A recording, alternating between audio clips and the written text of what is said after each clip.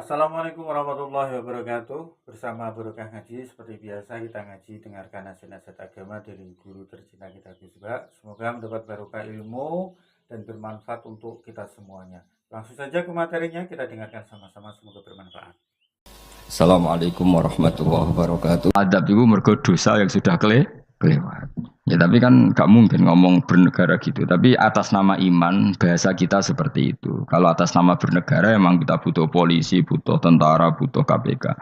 Tapi atas nama iman ya tadi kalau kita diberi sanksi Allah itu rata-rata dari bima qaddamat yadaka itu pasti ada salah yang pernah Anda lakukan. Ya, tapi sudah lah ini zaman sudah seperti ini. Sanut ya, anut umumnya wong akeh. Kalau terang namanya masalah hisab ya. Hasibu anfusakum qabla antu hasabu. Kamu menghisaplah diri kamu sebelum kamu dihisap. Misalnya saya sebagai ulama, tentu hisab terberat saya itu kitmanul ilmi, menyembunyikan apa? Ilmu. Karena ilmu kalau disembunyikan tuh bahaya sekali. Bayangkan di alam fisik. Misalnya ada orang berkebutuhan pada kemaksiatan, terus di situ ditulis bar, karaoke misalnya. Orang bisa ke sana karena ada tulisannya, ada WA-nya, ada alamatnya. Kemudian ketika Anda bisa Fathul Qorib, tidak ada tulisannya. Harusnya Anda juga nulis ahli Fathul Qorib, ahli Fathul Mu'in, nah, atau ahli Jaljalut, tulis saja. Ahli Primbon. Enggak apa-apa, tulis saja. Penerus Ronggo Warsito, tulis saja. Zaman gendeng, arah melok gendeng, keduman, tulis saja. Tapi barokahnya tulisan itu kan orang bisa tahu.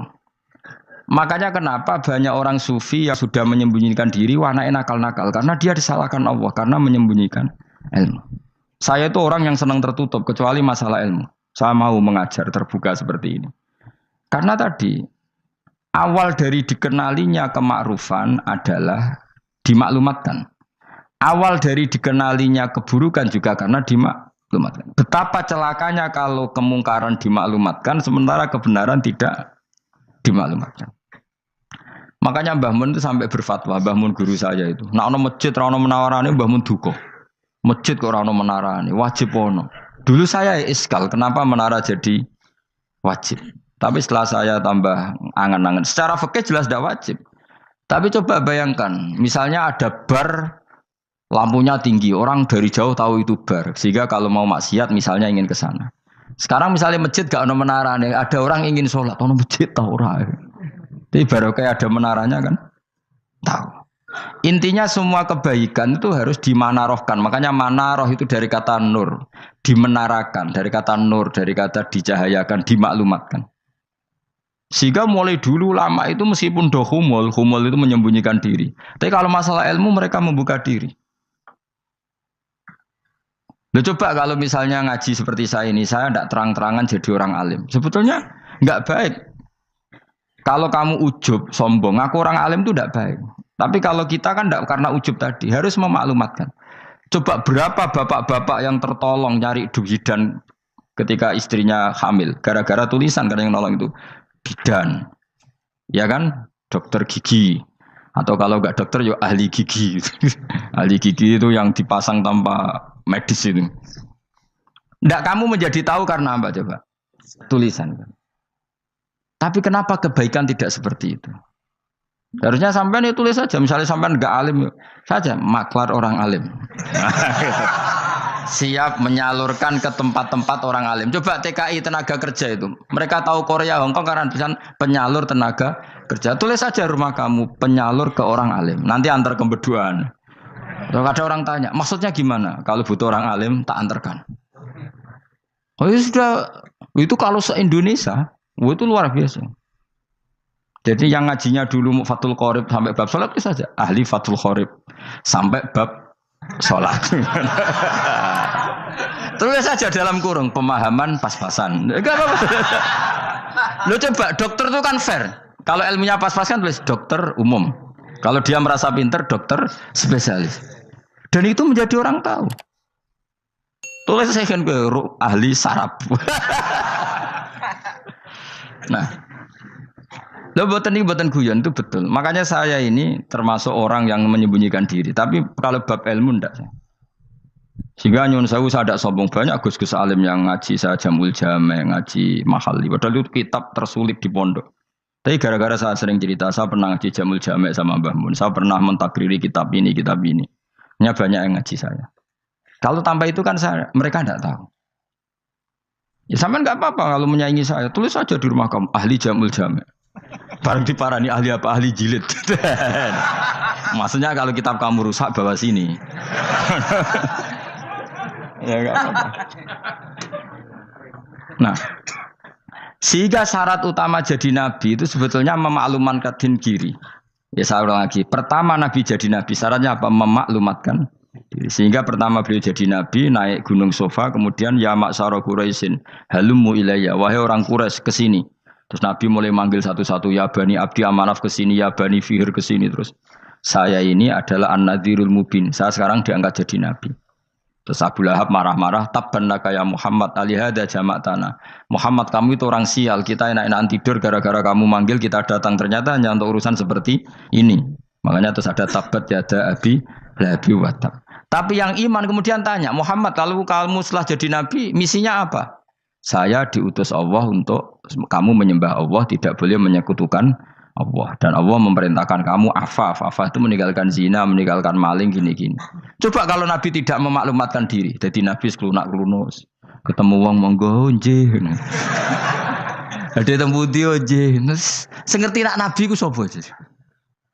Sehingga orang-orang yang humul, yang menyembunyikan diri itu di bab ulama masalah besar itu. Karena ciri utama dosa adalah kitmanul ilm. Makanya Nabi sidik amanat tabligh fatona. Tabligh itu lawan katanya apa?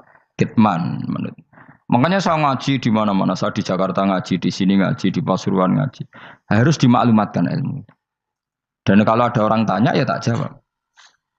Saya tuh kitab yang paling aneh di pesantren, misalnya yang mulai aneh lah, gak Jamul Jame. Saya sampai sekarang masih ngajar Jamul Jame. Kitab yang aneh. Macane lagi roh judulnya pusing. Jamul Jawame, kumpulane pira-pira kumpulan. Jadi ilmu apa ae ana ning kono. Sing gak ana ilmu dukun, mboten enten. Ilmu carane bodoni ora ana. Ning kono mau carane mlebu swarga tok. Mane potensi kula mlebu swarga itu tinggi sekali. Cara sing model piye duwe. Dadi mun. Dadi cara sing model piye duwe. Dadi cukup banyak napa? Cara. Sampe nek ndek cara sitok ora mesti kula nu gak ada cara kada. Dadi nek dari cara iki mentok, ganti cara iki mentok.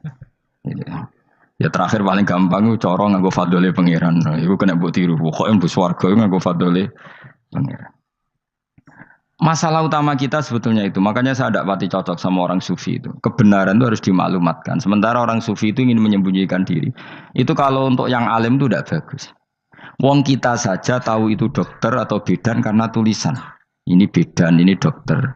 Dan mereka jujur, dokter umum, dokter spesialis. Loh, coba misalnya di kota, kamu tulis saja penyalur kebaikan.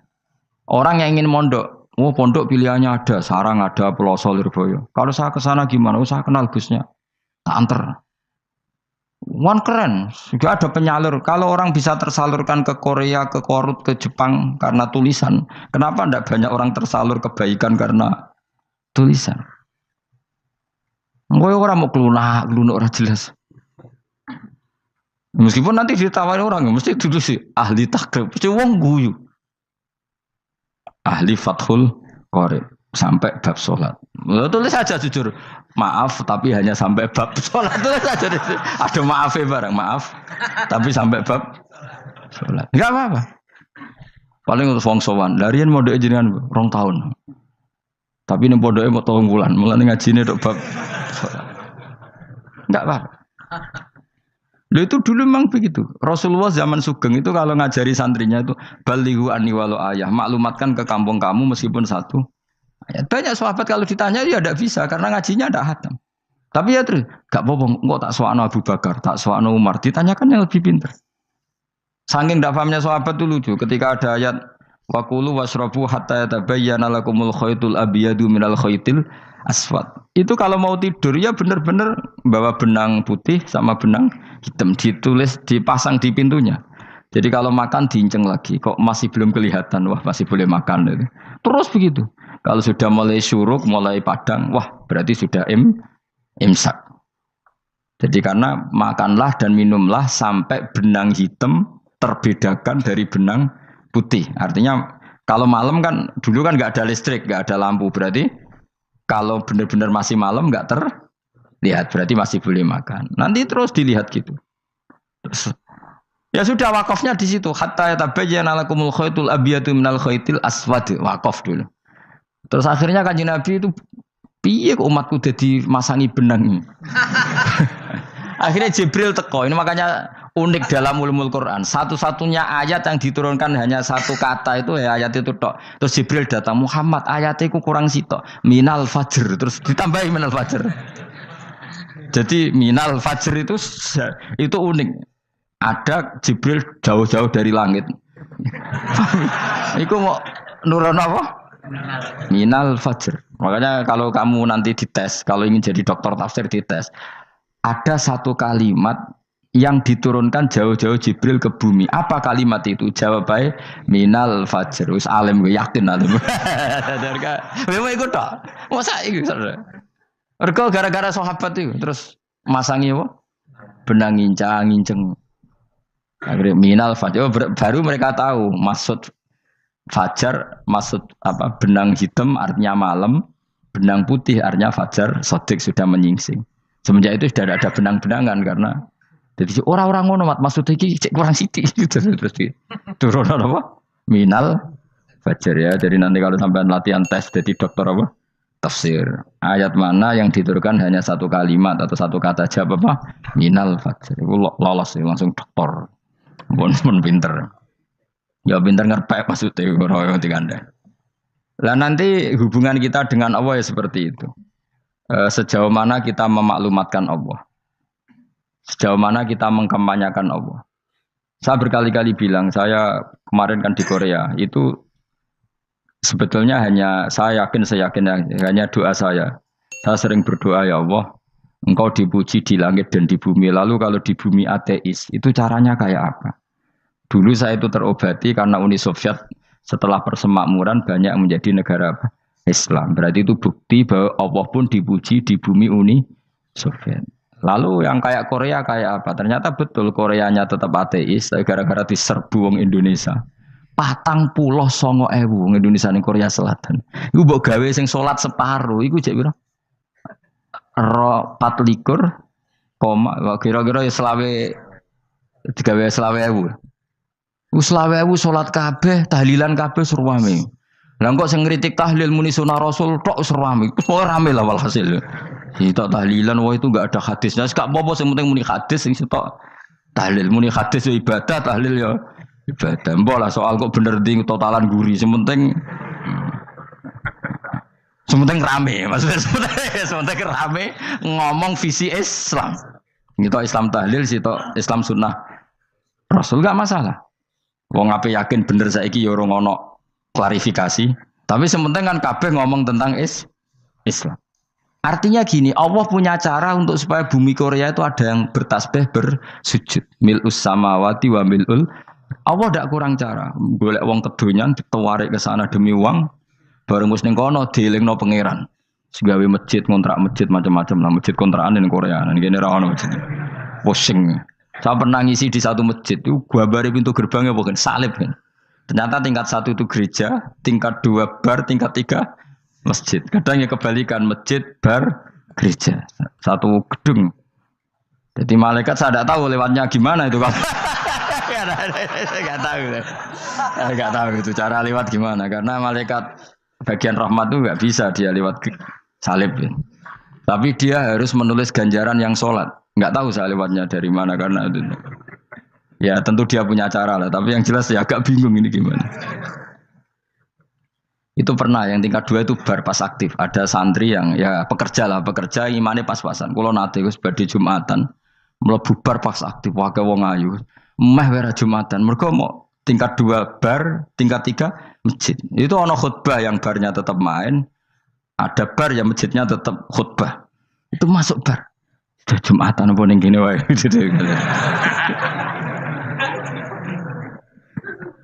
Akhirnya ya di situ beberapa menit terus ada komat Jumatan. Dosa ta ra Gus ngene. Ya aku muni. Ya gelem Jumatan ku apik. Wong sedhi dilakoni kok takok dosa ta ra Gus. Ora imus kadung lakoni kok takok.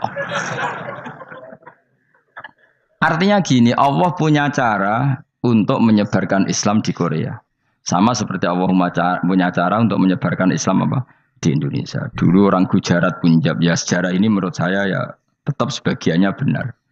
Meskipun tidak seluruhnya benarnya sejarah Islam masuk Indonesia rata-rata orang kan menulis pedagang Gujarat, India ke Indonesia dagang karena mereka mukmin akhirnya juga menyebarkan apa? Islam. Itu jelas nyata. Meskipun tidak semuanya seperti itu karena ada yang dibawa Yusuf Baros itu yang muridnya Sayyidina Ali. Terus juga ada yang dibawa beberapa habaib dari Yaman langsung ke Indonesia kayak yang di daerah Tuban itu kan langsung habib-habib dari Samarkand langsung ke mana? Tuban. Makanya saya bilang sejarah itu semuanya benar karena memang variasi masuknya Islam di Indonesia itu banyak. Jadi itu enggak masalah. Sampean niru sing kedonyan mawon sing luwih gampang napa? Lho nggih to, kayak Jakarta itu kan kota kayak gitu, baru kayak wong kedonyan orang ke Jakarta semua. Gara-gara tahu mondok pedutan tadi ahli Fathul Qorib tadi yang sampai bab salat terus bikin masjid. Iku coba takoki faraid terang ora iso kan. Pemene takoki muamalah terang ora iso, tapi nak trimo carane salat sing batal apa ngentut roh dene. Aduh. Ilmune kok roh nak nganti bab iku jek roh. Sing batal salat apa jek roh dene. Ngentut nyekel wong wedok jek roh. Tapi mbok aja takoki sing detail apa? Cara mengenari kiblat dengan hisab ya marosdil kiblat wis ora ngara iso. Atau nganggo komputer delok. Nganggo jam, nganggo kompas. Padahal ana ilmune ya marosdil apa? Kiblat. Di bulan tertentu, hari tertentu itu nanti matahari tepat di atas Ka'bah. Ora ngara iso nek ngono niku ora ngara iso. Ya saya ulang lagi ya. Jadi kesalahan kita adalah kebenaran itu kita sembunyikan. Padahal awal dikenalnya Islam itu lewat i'lam. Fasda bima tu'maru. Kebenaran harus dimaklumat. Tapi problemnya Islam Indonesia tuh kadang humul tuh bangga. Enggak dikenal orang itu bangga gini. Oke lah, kalau yang enggak, saya sendiri ya suka humul. Sampai sekarang saya suka humul. Saya sampai sekarang enggak suka tamu. Bukan karena benci tamu, ribet. Maksud saya kalau sowan kiai ya ngaji saja, ora usah sowan. Oh ribet. Ya lucu kan, seneng Gus Bak jare wong alim. Terus senenge mau sowan tok ngaji ra gelem iku piye karepe. Wong kok aneh. Iku berarti kok karo kowe seneng dokter, di konsultasi obat ra gelem tapi ngajak jagongan. Dok, jenengan tiyang pundi? Jenengan manggen dalem mriki mulai tahun pinten? Lah ya kowe takok dokter kemalan. Mesti nek kowe takok laram apa, obate apa kok malah kenalan. Pindah Jogja tahun pinten, Dok? Dan jenengan kawin mriki tahun pinten? Lha wong jare Gus Bae wong alim kok sowan ngono. Jenengan kelahiran tahun pinten, Gus? Zaman dinosaurus. Wong alim kok takoki lahir iku piye karepe? Sesuk tak gak takok pisan matiku kapan to. Coba betapa naifnya kita kalau kita suka dokter, terus kemudian kamu takok, Dok, kelahiran tahun pinten jenengan? Aneh gak? Nak kowe seneng dokter mergo mau konsultasi berobat ya ngomong saja apa yang kamu butuhkan. Nak kowe seneng wong alim yo ngaji titik. Nah kowe misalnya seneng artis, delok konser artisnya takok kelahiran tahun piro. Gak penting artis ayu mbok delok seneng wis sudah gitu aja. Ora wong alim yo ngono ngaji seneng. Ini kadang wong Jawa lucu, seneng wong alim sowan terus takok-takok. Waneh iku dudu obatno ngono yakin. Maksudnya bu sing profesional maksudnya sing rontok bener sithik lah dadi wong aja bener nemen-nemen gak mungkin wis pokoknya bener sithik-sithik. Makanya kemarin ngaji apa Nasoihul Ibad kan gitu. Mujalah satu ulama artinya apa? Fi majlisil ilm ketika ngaji. Ora kok mujalah satu ulama utawa sowan matekno wong nggih tejo. Duh. Kula termasuk kiai yang kampanye ini. Kula termasuk kiai terkenal tapi sing tamu kula rapati kathah. Kuwi jaga masyaallah tenan wis. Duh. Muga-muga rodok tobat sithik-sithik lho maksudnya. Maksudnya ya sudah lah. Ya tadi hubungan wong alim ya sudah ngaji. Kalau hubungan sama dokter ya tanya konsultasi apa? Medis. Kan lebih enak. Nah, hubungan mbek dukun wis takok wis. Mbah niki menyangking pundi? Kok jenengan dermemel nglafadzno apa sing kalimate sing jelas kena apa nak dermemel mandi nak jelas kok ora mandi ku piye? Takono. Aku ya gumun mbek dukun. Wong kalimatnya ra jelas kok mandi. Nak jelas gak mandi. Mergo nak jelas kita bodoh nih. Ayo gumun mantra iku mesti gak. Wae rungokno tenanan kalimatnya terus ra jelas. Dukun-dukun dulu. Yo kok mandi, nak jelas malah mandi. Mandine tenan ora ya ora. Ya saya ulang lagi ya. Jadi sebab itu di Quran sering ada kata i'lamu, kenalilah, ketahuilah. Jadi awal dari agama ini adalah harus tahu. Maka menyangkut harus tahu ini lalu Allah bikin media. Media itu apa saja. Tapi lalu kita bisa berdebat tentang media. Itu yang kita tidak tahu nanti hisabnya di depan Allah Subhanahu wa taala. Saya sampai sekarang itu nggak tahu, nggak pernah bilang halal, nggak pernah bilang haram. Misalnya gini ya buat ini dengerin ya. Di Korea ini sering teman-teman cerita. Ada beberapa majikan yang baik sama umat Islam, yang pekerja-pekerja Muslim. Itu kalau dipamiti sholat kan, Pak majikan saya mau sholat. Sholat itu apa? Mereka bilang dengan bahasa analogi di Korea. Pokoknya sholat itu sembahyang. Ketika sholat itu ditanya sama orang Korea, loh kamu itu sembahyang kok tidak ada patungnya? Karena pengetahuan mereka yang namanya sembahyang itu ada patungnya. Ada yang baik, apa sekalian tak belikin patung? Jadi wong Islam pas sholat tuh didelok ngarepe dhuwure kok gak ono patung. Ono sing ape sujud tuh digambarno salib. Mergo dekne denger-denger kalau karena tidak tahu Islam itu apa. Sementing ada personifikasi Tuhan. Ada lagi ini yang agak ngeri. Ada pegawai Garuda karena dia agak terpelajar waktu sholat, dia sholat sama krunya di mall. Itu langsung security mall nelpon polisi. Ini ada ritual teroris gitu. Jadi sholat itu udah mukadimah sebelum ngebom. Jadi ritual. Pertanyaannya adalah karena mereka tidak pernah ngerti sholat itu kayak apa. Dan kadang-kadang orang ngerti bahwa sholat itu adalah ritual umat Islam itu lewat media. Media itu bisa berita, bisa dokumenter, bisa apa saja. Kita tidak pernah tahu cara Allah mengertikan. Seperti kita tidak pernah tahu madzhab Mu'tazilah, tahunya itu dari kitab-kitab ahli sunnah wal jamaah. Coba kita semua misalnya tahu madzhab yang aneh, Mu'tazilah, Jabariyah, Qadariyah, itu dari kitab mereka apa dari kitab ahli sunnah? Dari kitab ahli sunnah. Maka bisa saja informasi keburukan itu dari orang baik dan informasi kebaikan dari orang buruk. Kita tidak pernah tahu. Karena ini yang bisa ngelola hanya Allah Subhanahu wa taala. Tidak bisa, kita tidak bisa, hanya Allah yang bisa. Maka perdebatan Ahmad bin Hambal dengan Haris al-Muhasibi itu seperti itu. Misalnya gini, tak kiri contoh. Haris al-Muhasibi itu orang alim allamah. Dia ahli sunnah mandat, pokoknya ahli sunnah sekali. Dia mau ngarang kitab tentang dia menentang Mu'tazilah, menentang Qadariyah, menentang Syiah. Terus setelah mau ngarang kitab, ditanya sama Imam Ahmad, ya Haris, kalau kamu ngeritik Mu'tazilah, awalnya gimana caranya kalau ngarang kitab? Ya saya cerita pendapat mereka dulu, lalu saya saya tentang. Imam Ahmad guyu-guyu. Bukankah setelah kamu cerita mazhab mereka plus argumentasi mereka, jangan-jangan pembacanya sudah tertarik. Pas kamu nentang, kamu sudah dianggap gawe-gawe. Karena kadung tertarik. Saya tak contoh wae, misalnya gini, kowe sekarang rasa bareng dadi wong soleh biasa wae. Aku ono gambar wong wedok montok tak tulis, hindari ini. Kira-kira dia mau hindari apa gambare? Enggak jawab ya, kira-kira lho. Sing mbok nikmati kata hindari apa? Sing mbok eling-eling kalimat hindari apa gambare? Kira-kira. Padahal tulisannya apa? Hindari bahaya ini. Bahaya ndi terus didelok. Terus sing dieling-eling ora hindarine tapi sama. Pendapat Mu'tazilah itu ada yang menarik. Misalnya gini, menurut Mu'tazilah, seseorang masuk neraka ya karena amalnya, masuk surga ya karena amalnya. Apa artinya kalau masuk surga karena fadli Allah? Lalu gunanya amal apa? Mungkin pembaca kan tuh, wah ini proporsional ini. Gak ada ahli sunnah, jadi bus warga mereka fadli pangeran. Kok enak? Lalu gunanya amal apa? Padahal dia tahu pendapat Mu'tazilah itu dari kitab itu, kitabnya orang ahli sunnah. Gak pernah tahu kita. Ya saya ulang lagi. Itu kan ibarat kayak KUHP. Kamu baca KUHP draft, terus kamu cocok. Kamu mesti nyalahkan yang demo. Atau baca buku selebaran orang demo, Kan terserah kamu. Kamu kan punya akal kan tetap milih. Napa tetap napa? Milih. Problemnya kata Imam Ahmad itu ketika kamu menceritakan pendapat Mu'tazilah bisa-bisa orang itu kadung tertarik. Ketika mulai kamu tentang orang itu gak tertarik sama penentangan kamu.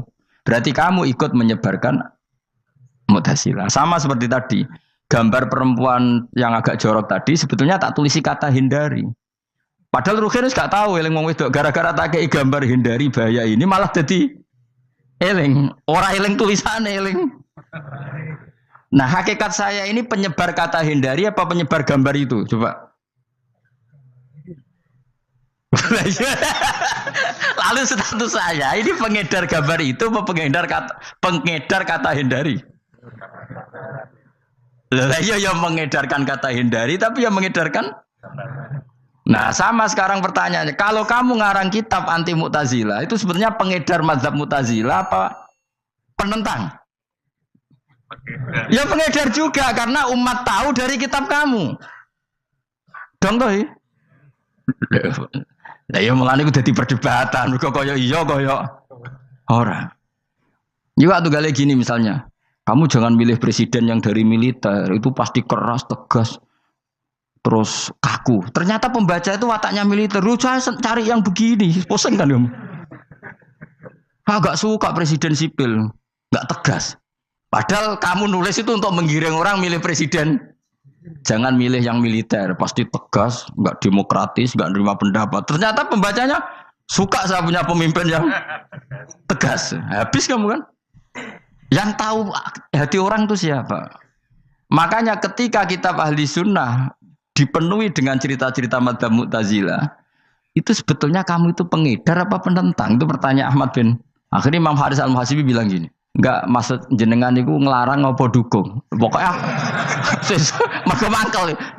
Dari Imam Anjo aku pokoknya ngomong ngono ae pokoknya. Terus akhirnya Imam Yus nang ngoten ketok arahe jenengan mboten sedo ngarang mboten sedo ngarang. Makanya Haris Al-Muhasibi akhirnya enggak mengarang kitab itu. Dia sebenarnya pernah rencana Kitabul Firaq fil Islam. Dia mau ngarang kitab kelompok-kelompok dalam Islam. Ya coba mau apa coba. Misalnya kamu bela tahlil nasibnya juga seperti itu. Hujahnya tahlil, ini gini. Terus hujahnya penentang tahlil.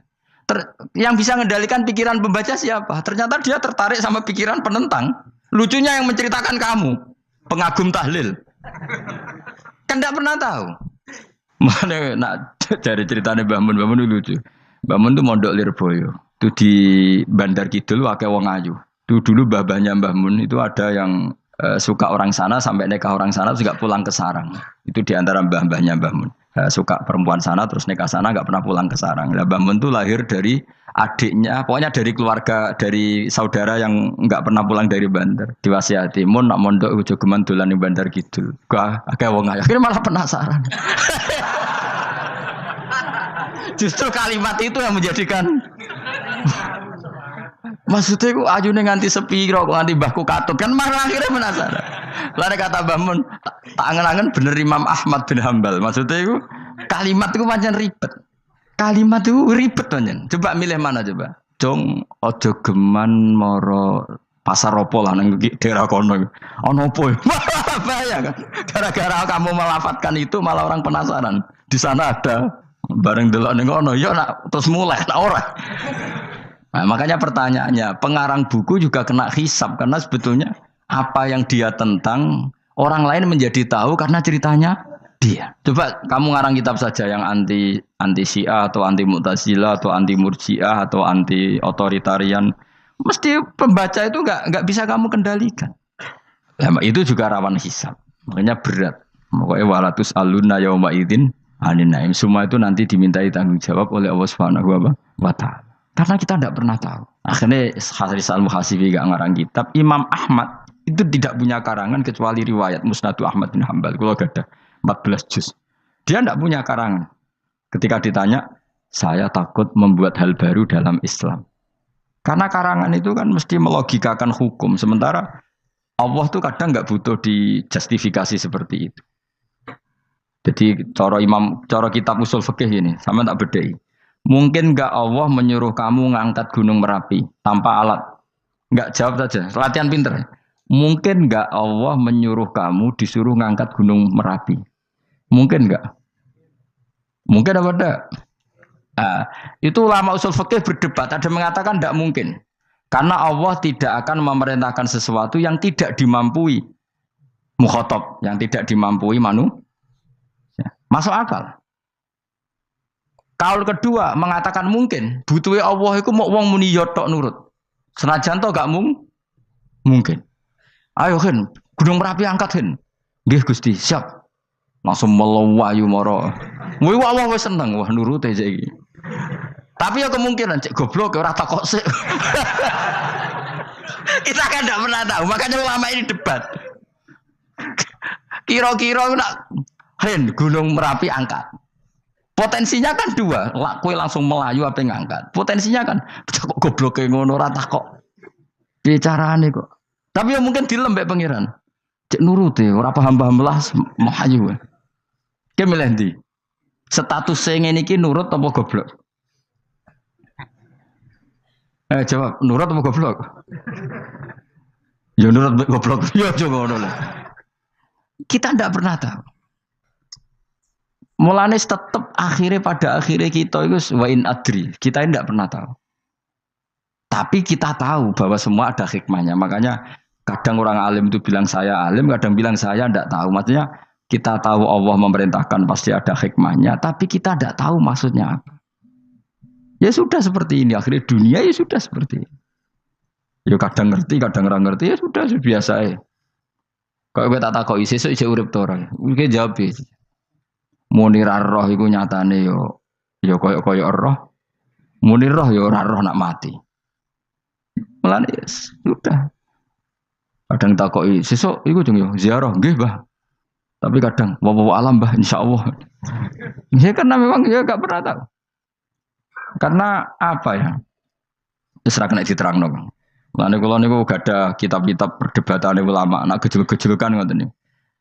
Saya ulang lagi ya, kalau kamu mengarang kitab menentang pendapat Mu'tazilah, itu artinya kamu menceritakan pendapat Mu'tazilah, lalu menyebarkan kesalahan mereka. Pertanyaannya, pembaca pertama kali tahu pendapat Mu'tazilah gara-gara cerita kamu.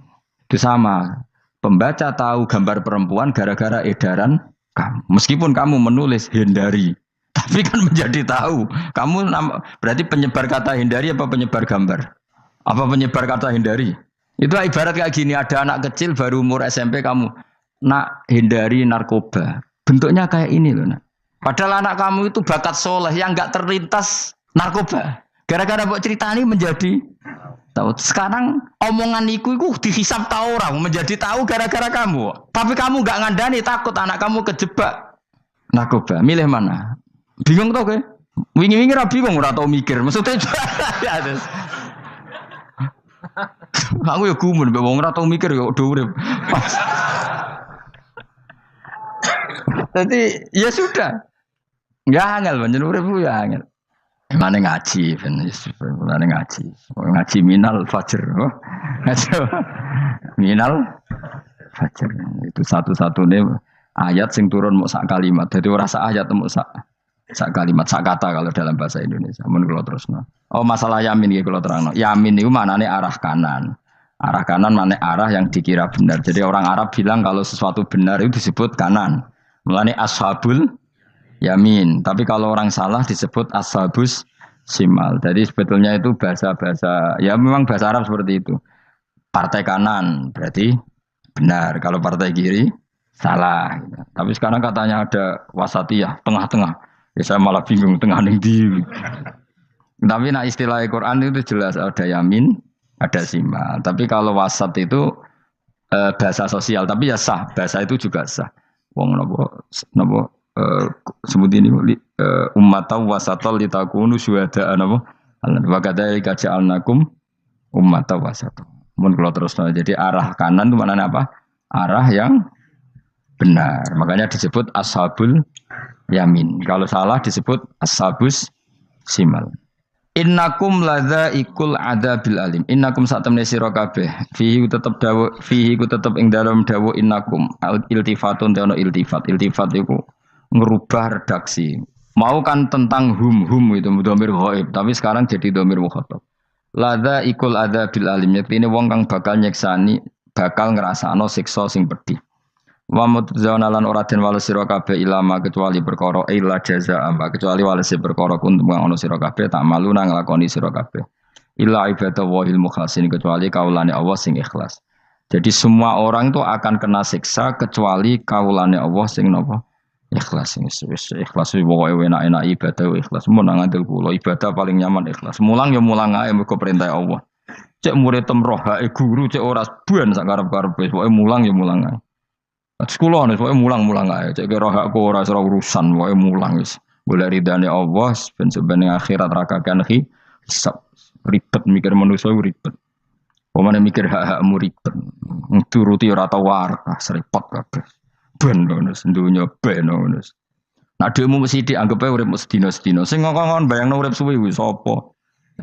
Wa mali akhiratika ka annaka tamutu khodan. Lan kula nak di 200.000 tak anggap wage. Urip nganti sesuk dhuwit 200.000 cak aki.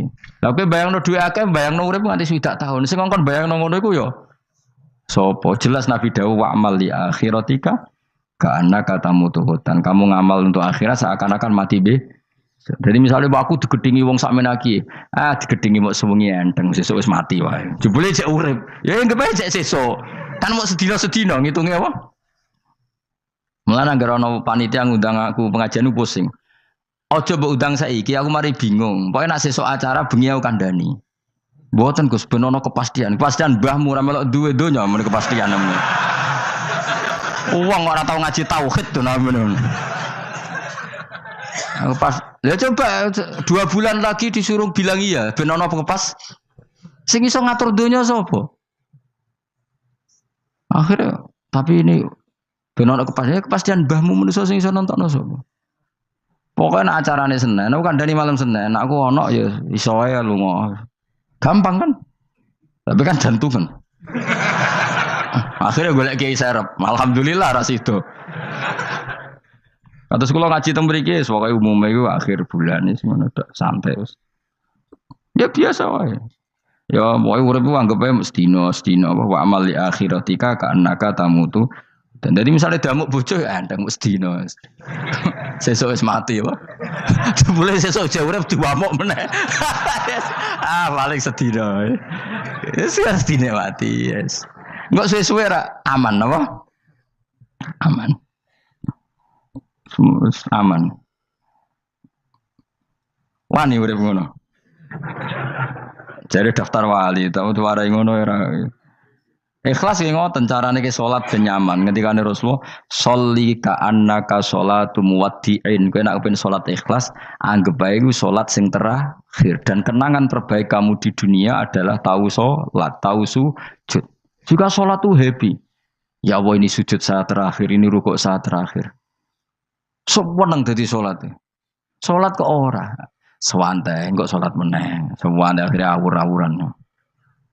Mulane kira dadi wali-wali aku. Krasa Kang, nek dadi wali ku ono ambune. Kita ora ono ambune semboyo. Maksudnya aku ora usah wali-wali papan atas, yang ringan-ringan ae, sementing bener. Jadi syarat wali wa amal li akhiratika ka annaka tamutu dan beramallah untuk akhirat kamu seakan-akan kamu mati. Jadi di masalah berat ya enteng. Wong urip mau napa? Sedina. Apa meneh nek kowe luwih wali meneh, ora nganti sesuk malah. Setiap saat aku iso mati. Berarti nek di masalah kan lep sedilu. Cuma masalah kowe permanen bar mati tambah neraka. Lha kok aja sampe.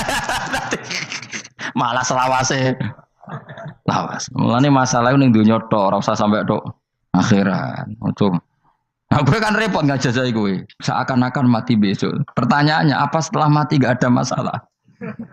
Ternyata tambah banyak masalah. Semuanya semuanya ikhlas semua. Wa illa ibadah wahil mukhlasin. Jadi kalian semua pasti merasakan siksa dan akan dibalas kecuali mereka sing ikhlas. Mesti yang ikhlas itu aman.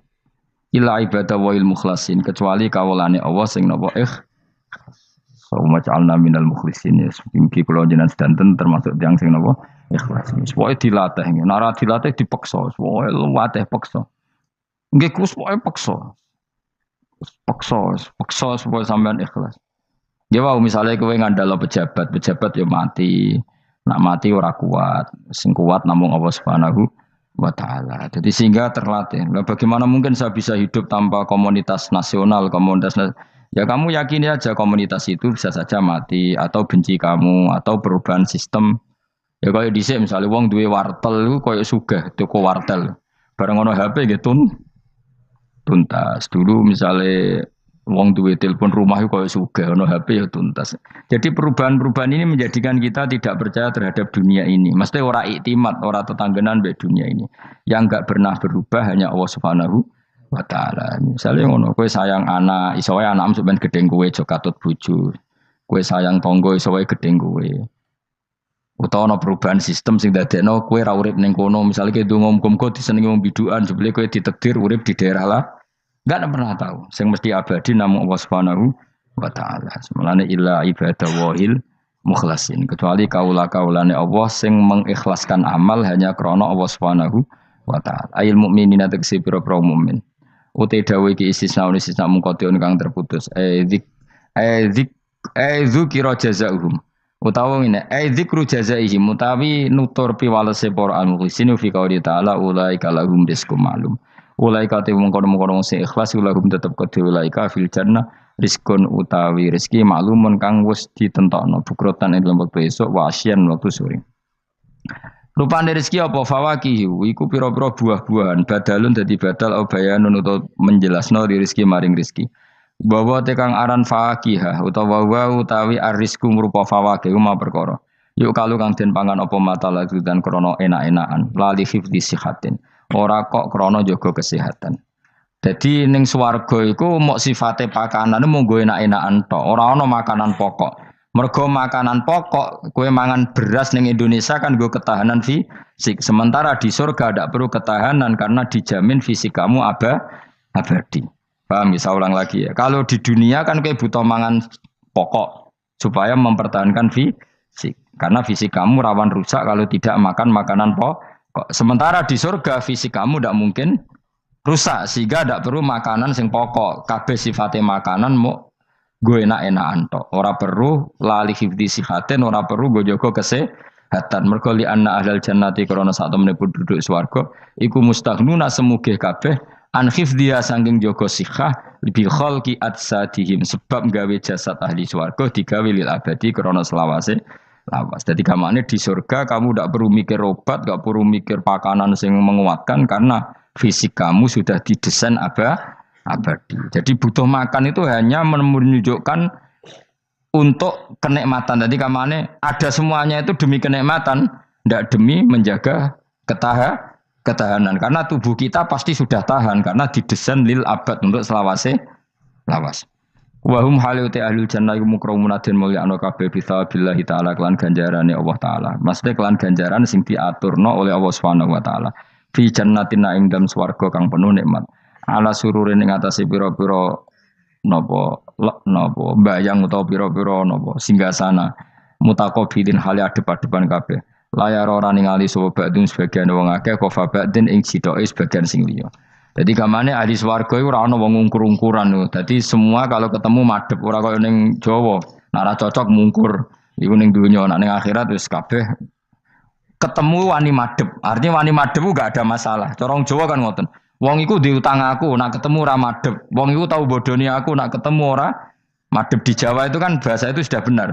Orang itu punya utang saya sehingga kalau ketemu saya tidak berani tatapmu muka. Nah di surga itu kalau ketemu berani tatap muka artinya apa? Antar mereka tidak ada masalah sama sekali. Yutofu dan iderno atau diidarno alaihi mengatasi ahlul jannah ya alakul dan saben-saben suci minhum sangi ahlul jannah apa bikasin kelawan gelas. Wa ta'al kasu alina iku ada bisa robi klan ono isine minumane kasu.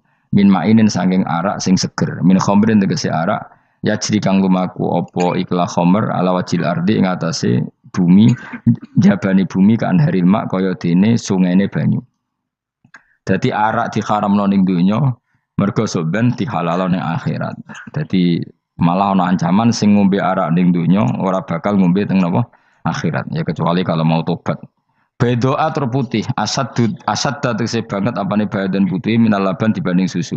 Ladatin terenak eladi dah tegese enak li syaribin kudu sing ngombe. Bi khilam bi khamri dunya kelan beberitani arak dunya fa inna khamrat dunya iku karihatun ora nyenengno inda syurbi nalikane dinombe. La fiha ora ana iku tetep ing dalem khamrah. Haulun utawi dadekno mabuk mat tegese perkara yahtalu kang iso ngilangno apa maukulahum ing akale wong akeh. Arak-arak di akhirat nanti itu tidak arak yang memabukkan. Walahum lan ora ana utawa ahlul jannah anda sing arak yunzafuna iku didadekno mabuk sapa ngake. Fathiza wa kasra minna sabasyarif.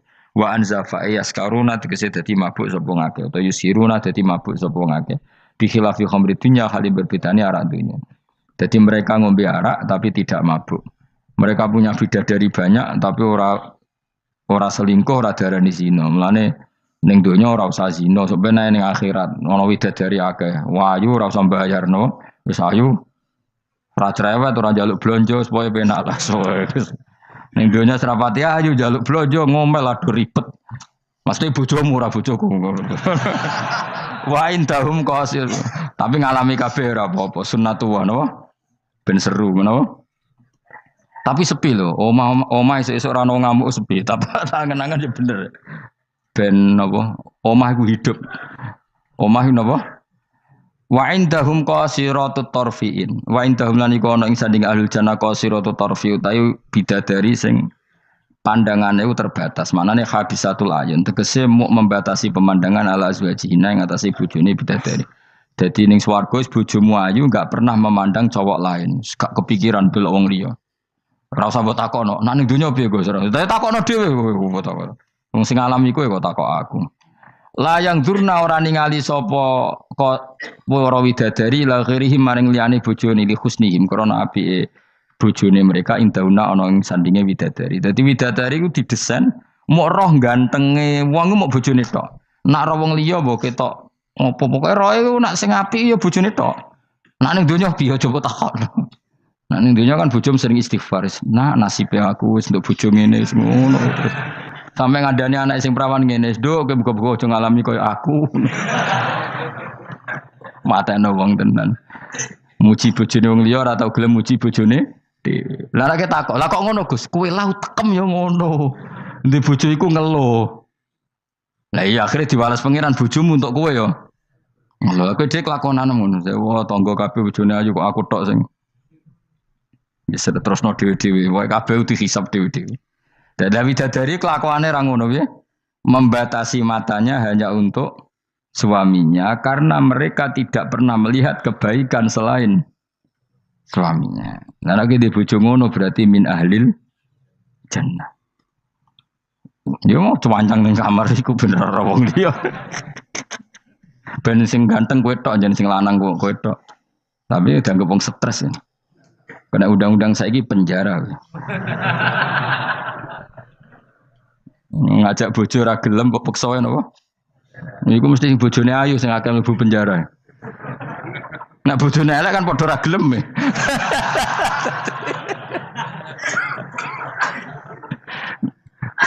Bapak uga ada kiai. Kiai ini lucu, kanca akrabe bapak. Dari cara apa? Cara kancane bapak. Ana wong bojone elek, iku sampean hisabe gede. Lah kena apa iki? Lah anak ora tahajud salahno pangeran wis bojo elek kok ora duha ora tahajud. Nak bojo mayu nu pantes ora tahajud perkara kelon wis elek ora tahajud e opo wae. Dadi kiai iku memperberat hukum. Dadi cara kiai iku wong kok bojone elek iku sampean disalahno pangeran. Kenapa kira tahajud? Nggih ngantuk Gus. Lah kowe bojomu elek kok ora tahajud dane nak bojomu ayo malah ora tau tahajud. Mulane pangeran gambaro nabi sempurna. Nabi ku nak tahajud. Iku Aisyah turu ning ngarepe. Aisyah ku wahyu prawan turu ning ngarepe. Iku tetep diterusno tahajud. Jajal kowe di bojo wahyu apa tahajud terus bojomu gelem kira-kira mbok terusno to? Milih ndi? Wong bojomu elek ora tau tahajud mau kelon apa meneh bojomu. Kanjeng Nabi gambarane iku pe salat. Aisyah turu ning ngarepe iku diterusno salat. Sampai Aisyah kecewa, piye wong iku malah tahajud terus sih. Masyhur ngene hadis-hadis. Aku ora ngarah, kowe kebayang. Di bojo ayu ape tahajud, pas bojo mapian. Lah iku parah meneh wis bojone elek. Kelon ra gelem mergo elek, tahajud ra gelem mergo ngantuk, gak di prestasi. Lafit ora donya ora akhirat. Parah wis parah wis. Marah ini niku marah ini. Jebule dongane kebanteran, ya Allah, meskipun di dunia aku di bojo elek, kula nyuwun bidadari sing ayu teng akhirat, bojomu tangi telabrak. Ora usah ngono, ora usah ndonga iso kok. Ya Allah. Kabeh ana gentine Gusti. Tapi bahasane aja jelas ya Allah. Kabeh ana apa? Nah, bojomu ngamuk, apa Mas maksude? Yo, maksude ra piye biasa wae. Mulane kula nek ana imam ndongakno ngono iku ora mentolo. Imam salat jenazah, jane donga iku ora usah banter-banter. Lha donga kok ngene, misale Ruhin mati, iku nak dongane ngene, ya Allah wa abdilhu zaujan khairan min zauji wa daran min dari. Itu nak diterjemah bojomu ngamuk loh. Ya Allah kasih dia istri yang lebih baik ketimbang istri yang sekarang. Wa daran khairan min dari, kasih dia rumah yang lebih baik timbang rumah yang. Tapi alhamdulillah dora faham yo. Amin. Amin. Padahal doa itu sangat menyinggung loh. Iya, isi ada apa donga iku? Iku aja terusno, maksudnya iku nah wong mati kan dongane diantar ya Allahumma pokoke wa abdilhu zaujan khairan min zauji wa daron. Itu nak diterjemahkan. Gusti niki mawon teng donya di bojo ngeten iki teng donya mawon. Genti nggih Gusti teng akhirat. Kan artine ngono. Apa wa abdilhu digenti tambah Gusti kok. Tukar tambah maksudnya Gusti. Jadi wong ra pahamu barokah. Amin amin. Nah kula mboten ate maca donga niku. Langsung badaron khairon min dari. Mergo nak zaujan kadang sing wedok isih nangis. Cek muni amin amin wah perkara gitu. Maksudnya donga iku ya ora ngono, tapi terjemahannya kan ngono, wa abdilhu zaujan khairon. Maksudnya gini loh. Jadikan kalau istri kamu itu nanti masuk surga, berarti terjemahannya itu jadikan watak istri ini lebih baik ketimbang watak yang sekarang. Plus ada tambahan di sana karena nanti kan widadari Ibrahim jarimu 70 ya. Berarti 70 siji apa 70 plus bojomu?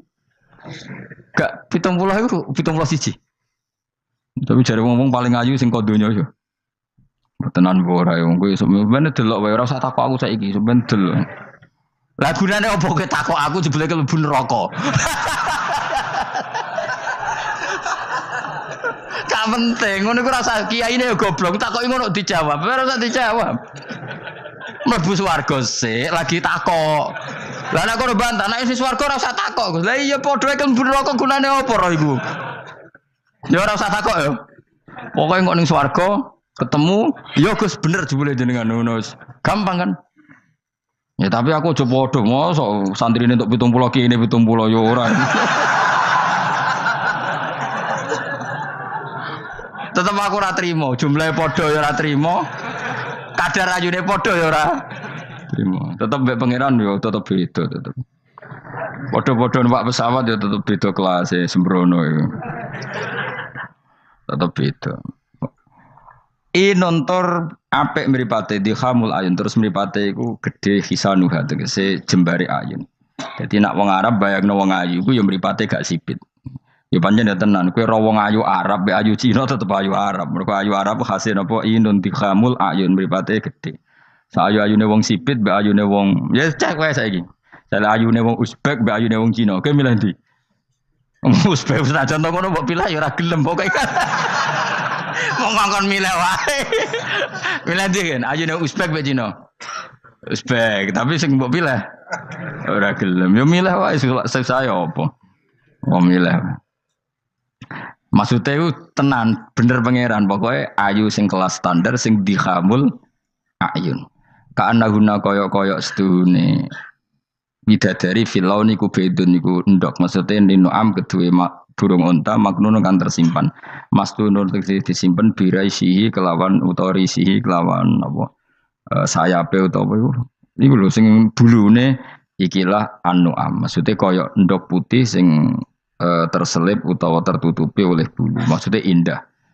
Ya wong ayu transparan ambek rontok kenek kere iku seru sing rontok kenek kere ngono lho kan. Pokoke ngono. Wis kowe milih wae senajan turun kesampaian pokoke milih saiki wae. La yasilu ora tumeka ilahi maring ikilah apa ayun utawa maring iki la ainihinna apa hubarun apa bleduk walau nuhu wa wa albayatu fi sufratin wa ahsanu ing dalam agak-agak kekuningan ahsanu alwani nisa iku luwe apik-apike warnane wong wedok. Pokoke ora usah takok sembene lakoni faqbala mengko madhep sapa ba'dum sebagiane ahlul jannah ba'du ahlil jannah tegese sebagiane ahli swarga madhep ala ba'din ing atase sebagian yata sauna hale saling takok sapa ahlul jannah amma sing perkara maro kang wis kliwat apa mabihim kan ahlul jannah fid dunya ing dalem dunya. Iki kula terusno Mas ora iso dilereni niki kan critane ngeten iki. Wong ahli swarga niku nek ning swarga niku takok kanca bisnise ning donya. Nah, mitra bisnise iku mlebu neraka karena kafir. Iki nunjukno nak wong saleh iku oleh kancanan wong kafir. Asal ndak harbi lho ya. Saya ulang lagi ya. Misalnya kowe urip ning Uni Soviet atau urip ning Korea atau bahkan urip ning Jakarta. Kan bisa saja mitra bisnismu ini orang kafir. Tapi dia perlakuannya ke kita baik. Urusan profesionalitas kerja juga apa? Baik. Singkat cerita, ketika di dunia kowe sempat misalnya kowe dijak dugem gak gelem, dijak zina gak gelem, terus dijak maling gak gelem, terus si kafir tadi ngomentari ngene, kenapa kowe ora gelem zina, ora gelem maling? Ya kita nanti kan dibangkitkan, dimintai tanggung jawab. Terus dari sing kafir ndak tenan ngono iku. Mosok orang mati mau dibangkitkan lagi. Nah, ketika perdebatan zaman di dunia terus mbok akhiri, ya wis karwane sok mben. Nah, ternyata kalimat sampean karwane sok mben mbek Allah diwujudkan ketika kamu nanti masuk surga. Kowe takok, ya Allah saya beri hak ketemu teman saya yang berdebat sama saya. Singkat cerita, kamu dikasih lorong sama Allah untuk ketemu dia. Kancamu wis ning neraka. Dadi nunjukno wong nek ora kesampean dendame gak lega iku manusa. Wis manusa wis ngono kabeh. Sampai ning swarga iku nek ora kesampean dendam. Akhire ketemu ning neraka. Piye saiki kowe mbek aku bener ndi? Nyatane aku saiki ning swarga. Kowe kan sing ngomong nak aku wis mati iku ora iso tangi meneh. Nyatane aku saiki tangi. Tangiku ning swarga kowe neraka. Bar ketemu kabeh lega lagi dibalekno ning swarga. Lha wis disebut fal yaumal ladzina amanu minal kufari yathakun alal araiki yang zurun hal suwibal kufaru makanu yafalun. Jadi nanti kamu yang punya teman-teman di masa lalu dikai kursi dilunggono ndurin rokok, tapi sudah diatur mbek pangeran sedemikian rupa supaya kowe ora ceblok. Tapi nek aku milih ora usah jajal ya, masih tetep wis milih. Artinya nek kowe dendam ku dituruti mbek pangeran. Misalnya ana wong sing ning donya kok ngojang ngaji tak entuk apa. Kowe cek mangkel diomongi ngono. Terus kowe baru kayak ngaji jalan mlebu iku ora lega nek gak ketemu wong iki. Lah repote jebule ketemu wong iki swargane sak dhuwure kowe. Wah ya. Repot. Akeh-akeh ora insyaallah ora nek sing nyai insyaallah ora bakal swarga sak dhuwurmu. Tapi yo nek umat Nabi muga di sepuro. Nek dhuwure takoki, lho ketemu aku kok swarga sak dhuwurmu. Bariku aku gebetun terus istighfar. Sementara ke bar tanya dedam terus, mulane swarga ndek. Lah ngono ya repot to. Tapi intine ning ayat iki iku ana wong soleh kancanan wong kafir. Zaman ning donya sering dinyek nak sok ben ra ono hari kebang. Lah iku wong sing mukmin mlebu swarga iki gak lega sedurunge mengkonfirmasi ulang ketemu koncone sing zaman ning do dan iku ambek Allah diberi hak. Napa diberi? Hak iki disebut apa? Fal yaumal ladzina amanu minal kufari yathakun alal araiki yang zurun hal suwibal kufaru makanu ya falun pun jeng terus nokola ko iluminum gak diterangno ora iso ngakhiri pokoknya ngono sok ben terusane kola ko iluminum ini kanali kori. Saya itu pemuja Allah yang serius. Sampean ya pemuja Allah tapi kan kadang kurang alim. Saya ini pemuja Allah serius. Saya itu kalau ngaji ya ngaji biasa belajar itu sering nangis seneng. Misalnya saya baca tadi Miftahul Jannah la ilaha illallah, lung kunci kok dikasihkan. Kita ini masuk neraka gak pantas, enggak bawa kuncinya kok masuk gitu. Harusnya kita ini masuk surga, kita kan pegang kunci surga, gak pegang kunci neraka. Maka aneh kalau kamu masuk neraka itu aneh. Coba kita pegang kunci surga apa kunci neraka? Tapi kadang teman saya suka neraka ora ono kuncine. Karena tidak ada pintunya. Terus saya bilang, kamu kok tahu? Memangnya mau ke sana kata saya. Saya tidak punya rencana tahu neraka. Dan saya meskipun guyon itu serius. Bedanya orang alim sama ndak itu di situ. Kalau orang alim itu guyon itu masih benar, masih serius. Coba saya bacakan ayatnya. Ala inna auliya Allahi la khaufun alaihim wa lahum yahzanun. Terus lahumul busyra fil hayatid dunya fil akhirah. Artinya kalau mungkar nangkir dengan penampilan garang gitu, berarti ada ketakutan apa enggak? Ada. Padahal ciri utama walinya Allah tidak ada ketakutan. Makanya itu termasuk dalilnya Sayyid Muhammad, tidak semua orang alami seperti itu, karena wali-wali itu la khaufun alaihim wa lahum yahzanun. Wa ana kiai ketemu karena kerja wedi wedeg. Iku dreseke ora kok pertanyaan tok, nak konan santri piye? Lho isen wis kiai dihanjuti mau karena kerja. Malu gak kira-kira? Mesti pelengahan konan santri piye? Nak jawabannya gampang karena pernah ngajar tauhid. Makanya Sayyidina Ali ini cerita ini ada di kitab Nurul Dholam, sama lihat di kitab Nurul Dholam karangannya Syekh Nawawi Banten. Itu Sayyidina Ali itu ya, andekan orang biasa mungkin ya agak-agak hasut, tapi ini wali gak boleh kamu katakan hasut. Dia itu mangkal sama Umar. Orang kok setiap orang pernah dibentak, apa dia berani bentak Munkar Nakir? Penasaran dia. Bagaimana perangnya Umar itu berlanjut enggak gitu kira-kira. Akhirnya minta, ya Allah saya minta kasaf. Ya karena yang minta Sayyidina Ali karena mau wajah dituruti sama kasaf. Dilihat Sayyidina Umar pas meninggal itu. Jadi hasud itu ya kadang penting asal baik. Loh betul, bahasa Kanjeng Nabi kadang la hasada illa fisnaten. Itu Nabi bahasakan ya hasad. Gus Verson saja yang nafsirkan ghobtoh itu kan gaya-gayanan sebagai ulama. Aslinya Nabi ngendikannya itu la hasada illa fisnaten. Ulama yang ganti itu namanya ghobtoh. Wong Nabi sendiri nyebut hasad kok kamu tafsiri ghobtoh. Ya hasad ya hasad. Udah enggak usah ditawil-tawil pokoknya gitu. Kalau sampean enggak percaya enggak apa-apa. Kok gitu aja kok repot. Karena sampean enggak percaya kemungkinannya dua. Satu enggak ngerti. Dua sama-sama alim. Kan dari awal kalau sama-sama alim kan laisa li alimin ayuqallida aliman akhir. Kita enggak perlu saling mengikuti. Ngapain hasud? Biasa aja. Akhirnya Sayyidina Ali kasut. Pas Umar bangun, setelah mati kan bangun, setelah meninggal bangun. Munkar Nakir datang dengan perang yang sangat garang. Itu digambarkan Sayyidina Ali, matanya itu kal kidril ghali. Kayak apa? Kendil yang apa? Menganga. Wah, seru. Sayyidina Ali senang, paling takut ini Umar. Senangnya bukan main. Wah, ini mesti takut Umar. Biasa. Ternyata enggak, Umar malah bangkit. Woi, Munkar Nakir ya. Kamu tahu menghadapi siapa? Itu betul. Kamu itu menghadapi temannya ahabbal khalqi ilallah. Yang diandalkan temannya bukan dia. Kamu tahu yang kamu hadapi, saya ini teman kekasihnya Allah. Jadi boleh kamu mengandalkan Mbak Virjon. Tapi nanti resikonya Munkar Nakir tanya, itu Virjon siapa? Wah itu masalah kan. Makanya syaratnya wali itu harus ma'rufun fis sama. Di langit sudah populer. Makanya dulu ada orang yang saking seninya Abdul Qadir ditanya apa saja jamnya Abdul Qadir Al-Jilani itu aman karena beliau populer. Makanya program kita harus populer dulu di langit. Nah, itu nanti kalau dicatut oleh santri-santri nggak apa-apa. Kalau nggak populer nanti dicatat itu siapa? Masalah ini. Umar itu yang dibanggakan itu, kamu tahu saya siapa? Ya enggak tahu, saya ini temannya kekasihnya Allah. Temannya Muhammad, iya Muhammad Rasul. Wah mikir, waduh, repot. Loh di dunia aja gitu kan, temannya presiden, temannya panglima, apalagi ini temannya Sayyidul Awalin wal Akhirin. Di dunia aja bilang temannya presiden, menteri, orang sudah takut, apalagi ini temannya Sayyidul Awalin. Hanya Munkar Nakir terus konfirmasi sama Allah, gimana ya Allah ini ngadepi. Sebetulnya yang diandalkan itu temannya, bukan dia. Wah, akhirnya sama Allah dibilang, ya bu, ya sama seorang seperti itu bu yang sopan.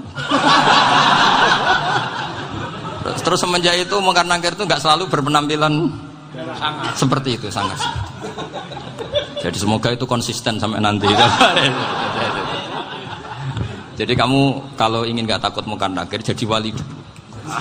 Karena syaratnya tadi hanya wali sing la khaufun alaihim wa lahum yahzanun lahumul busyra fil hayatid dunya fil akhir. Jadi orang itu kalau ngaji itu harus khatam. Jangan semuanya kena pertanyaan. Dan kalau semuanya kena pertanyaan nanti repot. Kalau Nabi Muhammad ditanya waman Nabi juga. Nabimu siapa? Lu kan terus jadi aneh. Jadi makanya ngendikane Sayyid Muhammad semua ulama lah nggak ada am kecuali ditaksis, kecuali sifatnya Allah. Misalnya bikulli syai'in alim, ya benar-benar bikulli syai'in alim. Tapi kalau am semuanya pasti ada taksis, meskipun dalam muhawarah muhadasah biasa. Misalnya contoh gampang, istri kamu baru seneng kamu, mas nak pengen apa-apa, aku lapor aku, gak apa-apa mas, mesti aku seneng sama lapor. Iku dia aku pengen wayo, langsung jadi apa wae. Mesti apa wae, maksudnya kecuali itu gitu. Padahal kalau ngomong, mas sampean ingin apa saja tak dukung. Sampean bilang, pengen iku wayo. Kira-kira disetujui apa enggak? Sama seperti kita kalau punya teman akrab, wes nang omahku gak apa-apa, anggap ae omahmu dhewe. Terus mlebu-mlebu kamar. Jadi tidak ada am kecuali ditaksis. Artinya kalau ada cerita bahwa orang mati pasti ngalami ditanya mungkar nangkir, itu pasti ada am yang ditaksis. Itu pasti tidak dialami para anbiya, para auliya. Karena ciri utama wali itu la khaufun alaihim walahum yahzanun. Kemudian saya yang mau cerita ya, supaya sampean bisa menghadapi dunia global ini, tak bawa tafsir Munir termasuk tadi. Ini saya baca ini karangannya Syekh Nawawi, karena tadi kata Mbak Firjon, ngaji itu harus sama orang yang bersanad. Saya ini kalah sama beliau itu berkali-kali. Secara nasab saya harus manggil Mbah. Secara silsilah ilmu saya juga kalah lagi. Saya sering disowani sama cucu-cucu Syekhona Khalil. Kiai Siddiq itu termasuk murid dekat beliau, Syekhona Khalil. Kalau itu berarti kan Gus Firjon, Ahmad, terus Mbah Siddiq. Mbah Siddiq ngaji Syekhona Khalil. Syekhona Khalil itu pernah ngaji langsung sama Sayyid Zaini Tahlan. Berarti beliau dari Sayyid Zaini Tahlan itu baru generasi kelima. Sementara saya itu sudah ke-7 atau ke-6. Saya, Mbah Mun, Mbah Karim misalnya, Mbah Hashim, Mbah Mahfud Termas, Sayyid Abi Bakar Sato, yang ngarangnya Anatul Talibin, baru Sayyid Zaini Tahlan. Berarti saya ke-7, kalah lagi. Tapi untuk jadi wali biasanya cepat saya. Karena syaratnya jadi mbah itu ngalah demi putu. Jadi kalau beliau ngotot, saya dulu Gusti, saya mbahnya. Wah itu mbah yang nggak baik. Pasti jatahnya dikasihkan apa? Cucunya dulu. Makanya Abdul Muthalib itu orang yang dapat wangsit, tapi yang jadi nabi itu cucunya. Jadi dalil saya banyak. Sebenarnya Abdul Muthalib itu sudah sering dapat wangsit. Karena saya bahasakan wahyu, Nabi yang protes, enggak Nabi kok dapat wahyu. Tapi sebetulnya Abdul Muthalib itu masyhur. Kalimat-kalimatnya menunjukkan bahwa beliau itu sudah dapat wahyu kalau nanti cucunya itu jadi apa? Nabi. Makanya senangnya bukan main Abdul Muthalib sama Rasulullah. Putu seneng, mbah seneng putu. Jadi mungkin, jadi sampean enggak usah protes loh. Yang jadi wali kok cucunya. Dulu betul. Dulu Mbah Hamid Pasuruan itu kalau Mbah Ahmad Siddiq ke sana, Mbah Hamid Pasuruan kalau manggil Mbah Ahmad Siddiq itu paman. Tapi pamannya minta ijazah ke ponaan. Apa ya gara-gara itu memang. Kalau itu masih berlaku, apa? Ngalah tadi. Kayaknya masih, apa? Hawane masih. Hawane masih. Karena melihat tren-tren langit masih gitu kayaknya masih. Masih itu. Ya, tapi mbahnya tetap dapat jatah, tenang saja nanti. Tapi memang sebaiknya mbah itu legowo. Rasulullah Muhammad SAW itu terkenal min dzurriyyati Ibrahim. Tapi kata Rasulullah, ana dakwatu Ibrahim wa bisyaratu Isa. Aku nganti ngene iki barokah dongane Nabi siapa? Ibrahim. Jadi dongane Nabi Ibrahim ya tiba teng putu. Jadi banyak bukti bahwa jatuhnya ke putu gitu. Tadi saya di kamar sama beliau berduaan. Nih Mbah sing dadi wali di sini, aku webah. Cocokan tadi. Nah, kenapa saya akhir-akhir ini gulirkan daftar wali? Kenapa? Saya ini resah ya, orang sudah ingin dicintai pejabat, dicintai tetangga, dicintai teman. Tapi kadang-kadang orang lupa lagi dicintai Allah. Makanya saya meskipun guyon, tapi ini amdan, bukan sahwan. Supaya orang punya cita-cita lagi jadi wali, ingin dicintai Allah. Kita ini terlalu lama ingin dicintai makhluk, Mbok ya naik kelas sedikit. Ingin dicintai Allah Subhanahu wa Ta'ala. Meskipun saya guyon, tapi tadi guyon saya tuh lebih serius ketimbang serius Anda. Karena tak pikir. Saya tuh kalau pergi itu seneng ngebis, bukan karena saya tidak punya mobil, tapi saya sering mau butuh itu supaya gak diganggu. Karena saya tuh harus punya waktu sendiri. Kalau bis kan ketemu orang gak kenal, tapi sekarang ya gak susah, banyak yang kenal. Dan susahnya lagi gak minta ijazah, minta foto. Aduh. Repot tuh. mau dibenci itu umatnya Rasulullah Shallallahu Alaihi Wasallam, mau disetujui itu sanatnya mana? Kalau ketemu orang alim minta apa? Foto. Itu nggak ada sanatnya. Nggak tahu saya itu mazhab dari mana itu. Ya mazhab milenial yang jelas itu kan. Ini tak baca ya biar dapat, karena ini kenangan saya sama Mbak Ahmad Siddiq. Saya masih ingat betul beliau ngisi hallnya Mbak Abdullah bin Umar, berarti abahnya Mbak Hamid. Karena mbah saya itu Fatimah binti Khalid bin Umar, kalau Mbak Hamid itu Hamid bin Abdullah bin Umar. Itu saya masih ingat betul zaman itu Mbak Hamid siap hall di Lasem itu rawuh dan saya derek mbah saya karena masih misanan datang ke Lasem. Itu beliau pas itu ngisi sama Mbah Mun. Mbah Mun masih muda, Ki Ahmad Siddiq sepuh senior. Itu beliau cerita bahwa dulu ketika Indonesia dijajah Jepang itu para kiai mimpi dibacakan ayat Khulibatir Rum fi adnal ardi wa hum min ba'di walabihim salim. Terus ada kiai yang tanya, takwilannya gimana? Ya nanti Jepang pulang bukan karena kita yang mengalahkan, tapi Jepang ada yang mengalahkan sendiri meskipun tidak kita. Kayak dulu Faris tidak dikalahkan Islam tapi dikalahkan Romawi, tapi yang senang umat Islam. Wa yauma idzi yafrahul mu'min. Itu luar biasa ulama-ulama kita. Delalah kejadiannya Indonesia seperti itu. Yaitu kita tidak mengalahkan Jepang, tapi Jepang pulang sendiri karena dikalahkan apa? Sekutu. Ya ini saya baca. Ini tidak usah dicek bacanya benar apa enggak. Sudah aman apa? Aman. Karena kalau saya salah itu ya sengaja. Artinya ya sengaja saja. Ya biasa maksudnya. Saya kemarin ngisi di Pondok Peloso, di Pondok Al Munawir Jogja. Salah itu ada dua, ada salah memang benar-benar salah. Itu nggak apa-apa, bisa dimakfu. Karena mesti sangke wong goblok salah yang terus itu. Ada salah bawaan ilmu, itu repot tuh dan ini. Karena misalnya kita yang biasa belajar qiraah safah wayah sibuhu, mesti diulang lagi wayah sabuhu. Karena qiraahnya Imam Asim itu hasibah yah sabu, bifathis sin. Sementara kita kalau ngaji kitab kulino yahsibu. Sehingga kita yang biasa belajar safah itu kalau baca kitab itu kayak orang bingung. Kadang-kadang yang ngaji juga bingung. Gus Pak mau cok bulan pilih ini. Ya tepat-tepatan. Ada yang mengatakan Gus Pak bingung, ada yang mengatakan Gus Pak alim alamah. Ya tepat-tepatan nasib. Karena memang ya safah memang seperti itu. Misalnya kufuan. Kufuan itu Imam Asim baca kufuan. Tapi beliau punya murid namanya Syu'bah. Itu kalau baca kuf'an. Makanya kita itu, ini kan khataman Quran ya, jadi saya menyinggung sedikit tentang qiraah safah. Tadi beliau juga sudah tak kasih kitab saya Hifdzuna Liyadal Mushaf. Sama tak ajari latihan safah, memang angel ya. Makanya yang nggak bisa itu wong pinter. Sudah tahu angel ya nggak usah diteruskan kan. Orang menghindari barang angel itu pinter apa goblok? Pinter. Berarti wong goblok pinter. Saya tuh makanya sama orang goblok tuh respect. Jadi orang alim tuh angel apa gampang? Angel. Menghindari barang angel pinter apa goblok? Loh, orang menghindari barang angel pinter apa goblok? Pinter. Berarti wong goblok pinter. Jadi saya sama orang-orang goblok itu respect. Sudah tahu jadi orang alim angel ya barang angel ya harus dihindari. Makanya saya ini insya Allah umatnya Nabi yang termasuk yang terbaik.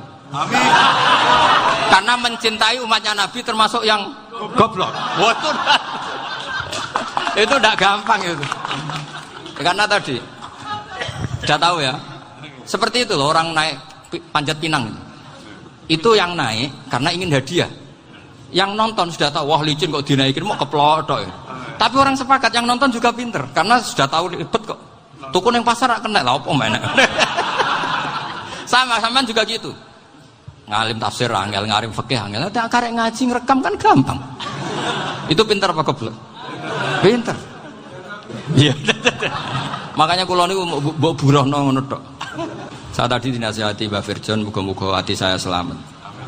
Saya itu meskipun kata orang banyak, muhibbin saya banyak, tapi saya insya Allah tidak riak.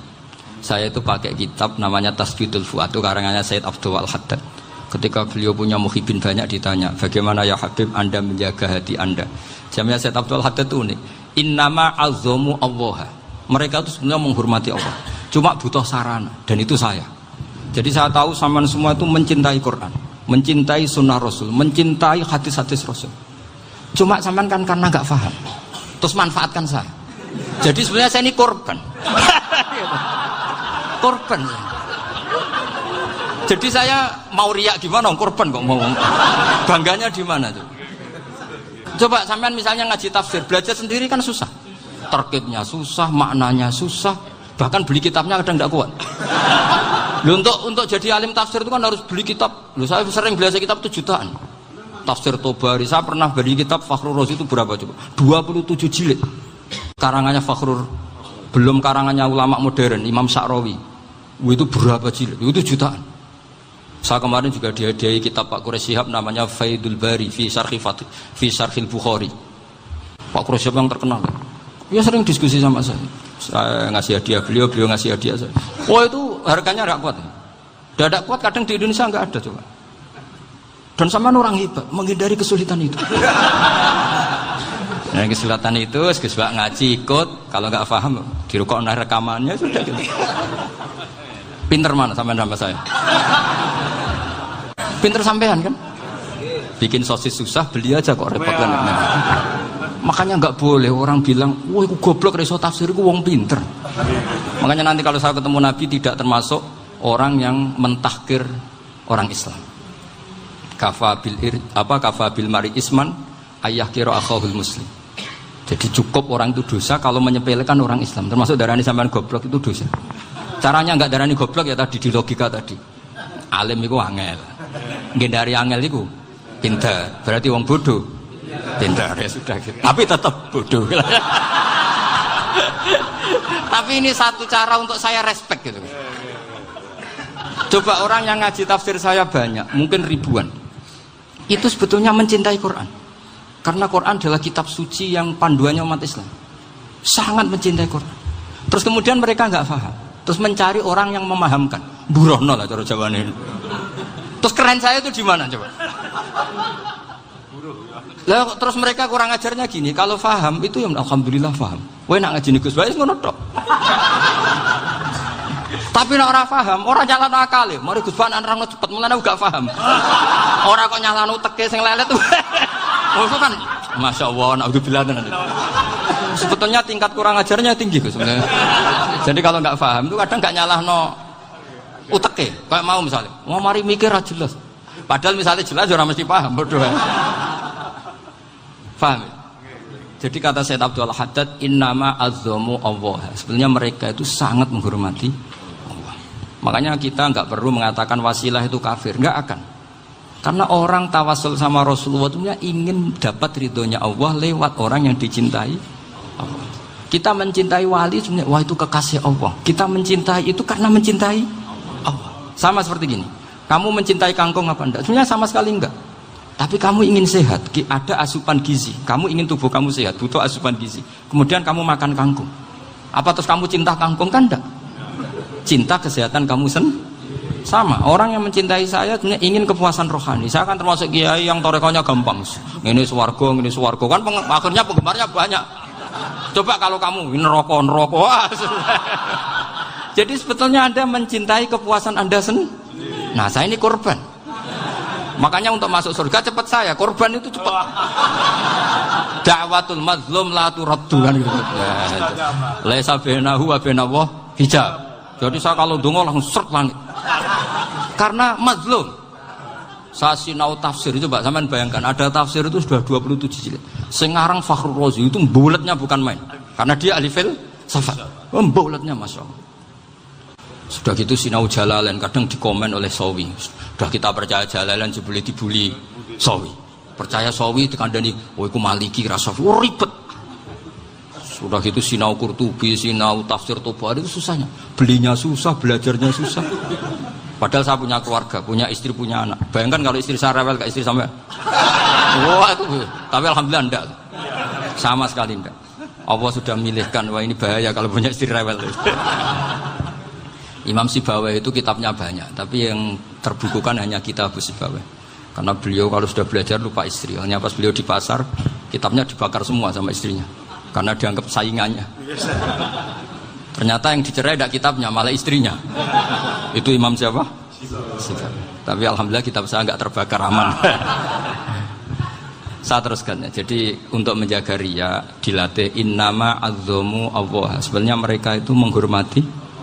Sehingga wasail-wasail itu sebenarnya nggak pernah jadi subjek pelaku utama, tetap Allah. Sebab itu kata Sayyid Muhammad, kamu kok mengatakan wasilah itu kafir itu gimana? Ketika innallaha qad ba'atsa lakum taluta malika. Talut itu ya manusia. PD-nya itu apa? Inna ayata mulkihi ayyatiyakumut tabut fihi sakinatum mir rabbikum wa baqiyatum mimma taraka alu Musa wa alu Haruna tahmiluhul malaikah. Jadi beliau PD itu kalau bawa sunduk semacam peti sakti, sing di situ ada baqiyatum mimma taraka alu Musa wa alu Haruna tahmiluhul malaikah. Ya kayak semacam jimat. Tapi saya bukan mensyariatkan jimat enggak, karena nanti banyak penjual yang pembohong juga gitu loh. Cuma cerita, kamu tidak usah mengatakan kafir. Dulu Talut PD-nya kalau bawa sunduk semacam peti kesaktian yang di situ ada baqiyatum mimma taraka alu Musa wa alu Haruna tahmiluhul malaikah. Sehingga Khalid bin Walid meskipun beliau sahabat dan menyaksikan wajah Rasulullah SAW, itu bawa sya'aratun min sya'aratihi Rasulullah SAW, bawa rambutnya Nabi. Perang kemana-mana itu diletakkan di pecinya. Nanti sama tanya lagi, masa pakai peci Khalid bin Walid itu? Wah panjang, sampai itu repot. Sampai tak warai ngaji usul fikih. Usul fikih itu kalau ngaji itu ada istilah tangkihul manat. Ini mesti ini wilayah yang kita bisa berdebat sama Mbah Firjon. Dulu itu musuh saya karena saya makili Anwar, beliau makili Peloso. Tapi tahu-tahu kalah tua terus saya mengundurkan diri. Di fikih itu ada istilah, ada tangkihul manat, ada tahqiqul manat, ada tangkihul manat. Tangkih itu kira-kira gini, lafadz hadis itu dibuang sekian untuk tahu bahwa itu madarul hukmi. Misalnya gini, tak beri contoh paling gampang. Sama harus paham, kalau nggak paham nggak pinter-pinter. Ja'a a'rabiyun ila Rasulillah sallallahu alaihi wasallam. Ya karena ini menghormati Mbah Ahmad Siddiq, saya orang alim, jadi ngaji ini tetap ada suasana alim. Ya harus ada suasana alim. Nggak perlu jadi orang alim, tadi susah. Sudah ngindari susah itu pintar. Sudah itu aja. Jadi orang alim susah, ngindari barang susah pintar. Berarti orang tidak alim pintar. Nah, meskipun tetap sudah kita itu pegangi sampai mati nanti. Loh, jadi orang alim itu repot. Itu kata Imam Ghazali, kalau orang alim kalau masuk surga itu sama Allah nggak boleh. Kif, kamu nggak boleh langsung masuk surga. Coba cari umat kamu, syafaati dulu. Nah, saya takut nyari sampean tidak bisa kembali. Saya tidak punya rencana itu. Pokoknya mau masuk. Boleh sampean kuaduan, aduan balik raroh dewi, wah repot nanti saya. Berat jadi orang alim itu berat. Ya saya teruskan ya. Ada tangkihul manat. Ja'a a'rabiyun ila Rasulillah sallallahu alaihi wasallam. Faqala ahlaktu wa ma ahlakaka qal waqa'tu imraati fi nahari Ramadan. Ya sidang kita, saya ini rusak ya Rasulullah. Kenapa? Karena saya menjima istri saya fi nahari Ramadan. Terus kata Nabi, kamu harus bayar kafarah. Napa Nabi kafarah? Puasa 2 bulan. Wong baru 1 hari aja terjadi gitu kok disuruh puasa 2 bulan. Ya tidak kuat ya Rasulullah. Baru berapa hari saya puasa aja kecelakaan seperti itu. Apalagi kalau sampai 2 bulan. Tidak ya Rasulullah. Ya sudah kalau gitu kamu pertama ngasih makan apa? Itqu raqabah kan, pertama merdekakan budak. Tapi kan sekarang nggak ada budak, makanya terus sekarang langsung puasa. Wah ini nggak bisa semua. Ya sudah ngasih makan orang 60. Kasihkan siapa ya Rasul? Ya orang fakir. Saya ini paling fakir. Di kampung saya ini orang paling fakir. Jadi mulai dulu orang fakir itu hubungan suami istri itu paling lancar. Mulai dulu. Makanya orang fakir itu anaknya banyak. Karena hiburannya hanya itu. Wong Ramadan aja. Coba mau ke ATM nggak punya uang, mau antri di bank nggak punya, mau apa coba? Itu mulai dulu. Ini sanatnya mutasil. Wah, akhirnya sudah sanksinya kan tadi ya itqu raqabah atau puasa 2 bulan berturut-turut atau ngasih makan 60 orang miskin. Lalu kata ahli usul fikih, kata A'rabi dibuang, nggak menjadi catatan hukum. Orang kota pun kalau melakukan itu juga kena sanksi yang sama. Imro'atau juga dibuang. Andai kan itu dilakukan untuk amatnya juga ketentuannya sama. Nah sekarang perdebatan antara Imam Syafi'i dan Imam Malik begini. Sekarang pertanyaan gini, jima istri itu hukumnya boleh apa haram? Boleh kan? Lalu kalau ada orang tanpa udzur kemudian makan siang-siang, cara Imam Malik hukumnya sama, harus kena sanksi yang sama. Karena sama-sama hadku hurmati Ramadan bi ghairi udzrin syar'iyyin. Sama-sama merusak hukum Ramadan tanpa udzur syar'. Lu jima itu tidak zina. Kan hukumnya jaiz. Nah, sekarang makan hukumnya jaiz, harusnya juga kena ketentuan yang sama. Cara pikirannya Imam Malik. Nah, alhamdulillah Imam Syafi'i gak setuju. Wah, cara setuju repot. Bahkan orang-orang Syafi'i sudah punya khilah, kalau gitu minum dulu. Iya, biar gak kena. Iya, biar iftarnya pakai minum. Setelah minum baru jima kan. Iya. Ini sudah menyiapkan khilahnya. Ini khas Syafi'i ini, bongsong rekayasa hukum. Nanti bisa belajar jauh cara ngakali hukum. Makanya guyonan yang masyhur Gus Dur itu gitu. Ada seorang kiai atau Gus lah, ya punya salah, namanya manusia kan punya salah, entah cangkruk entah apa, pokoknya punya salah. Ada wartawan yang ngiranya semua kiai itu orang suci, sehingga tanya sama Gus Dur, Gus itu ada kiai kok, ya pokoknya salah lah. Tapi jangan bayangkan dosa besar, enggak, kecil-kecil aja. Itu gimana itu? Padahal kiai kan orang suci. Jawabnya Gus Dur lucu. Ya justru yang boleh salah itu para kiai, kalau kamu nggak boleh. Loh, kok bisa Gus? Karena mereka tahu caranya tobat. Repot. Kalau kamu nggak tahu caranya, sama pelanggaran hukum itu ya harus pakar-pakar hukum. Itu yang tahu caranya rekayasa. Kalau kamu ya kena pasal kan. Ya. Jadi kamu jangan niru saya. Saya ini punya sekian cara untuk pembunuh. Nah, itu namanya khilah. Makanya kata Sayyid Muhammad, kamu tidak usah anti khilah. Karena Abu Hanifah itu membolehkan khilah, kitabul khiyal. Yang penting kamu soleh dulu. Setelah soleh nanti Allah maklumi. Soleh dulu, syaratnya soleh dulu. Kalau tidak soleh jangan. Contohnya gini, ada orang mau puasa lemes sekali, mau makan.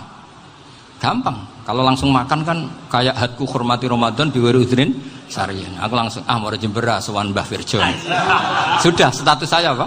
Musafir. Ya, sudah berangkat aja sampai Tuban makan.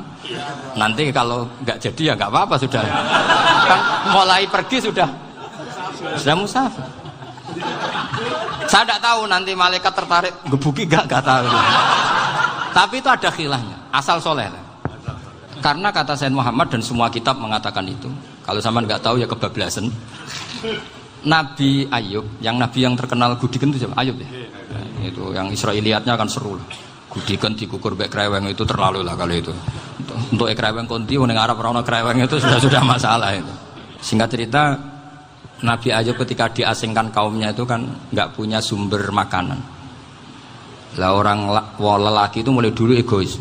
Istrinya Nabi Ayub itu cantik sekali. Udah cantik, rambutnya bagus. Makanya kamu nggak usah tanya kenapa istrinya kayak banyak yang cantik. Ya, nah warasatul anbiya nggak boleh gitu. Kalau nggak cantik ya warasatul anbiya dari segi balak. Istrinya Nabi itu semuanya cantik. Nggak usah tanya sebabnya apa, pokoknya gitu, semuanya cantik. Singkat cerita, beberapa kali istrinya Nabi Ayub itu kerja demi bisa nafkahi Nabi siapa? Suatu saat itu tidak ada pekerjaan yang cukup untuk beli roti. Satu-satunya peluang dapat rezeki itu putrinya raja itu rambutnya berondolin. Terus ada sayembara siapa yang rambutnya bagus mau dibeli. Sampai rambutnya istrinya Nabi Ayub itu dijual. Nabi Ayub tersinggung karena itu mengurangi kecantikan. Jadi lelaki mulai dulu gitu. Udah nggak urun kalau istrinya nggak cantik itu komplain. Itu khasnya lelaki. Jadi kalau kamu gitu ada sanadnya juga, tenang saja ya. Komplain ya pegawaian itu. Saking mangkelnya Nabi Ayub terus ngendikan la adriban naki mi'ata sautin. Kamu akan saya pukuli dengan mi'ata sautin atau dengan 100 jambuan. Atau mi'ata dikhtin atau mi'ata apalah sesuai konteks zaman itu. Engko namuni pecut tuku konti kok ribet lagi.